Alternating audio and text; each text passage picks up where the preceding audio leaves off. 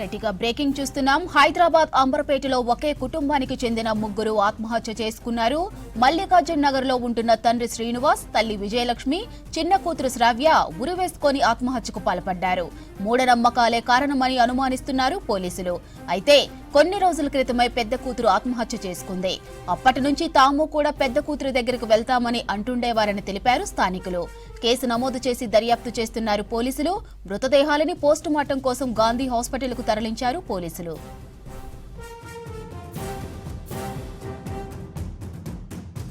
బ్రదరేనండి ఆయన 4 months back పాప చనిపోయినాక మళ్ళీ డిప్రెషన్ పోయి ఇక మేము కూడా చనిపోతామని వాళ్ళు కూడా వీళ్ళు చెప్పకుండా వచ్చి ఇల్లు చనిపోయారండి. ఏం చేసేవాడమ్మా? ఎల్ఐసిలో సెక్యూరిటీ చేస్తున్నానండి. అంటే ఏమి అనుమానం ఏమో ఉందండి వాళ్ళకి? ఏమన్నా దేవుని దగ్గరికి అట్లా అంటుంటే ఎందుకు చనిపోవాలంటే అదే ఆ అడ్రస్ కూడా మాకు కూడా తెలియదు. అట్లనే అయ్యిండ్రు. దేవుడు వచ్చి మంచిగా అవుతామో అనుకున్నారు.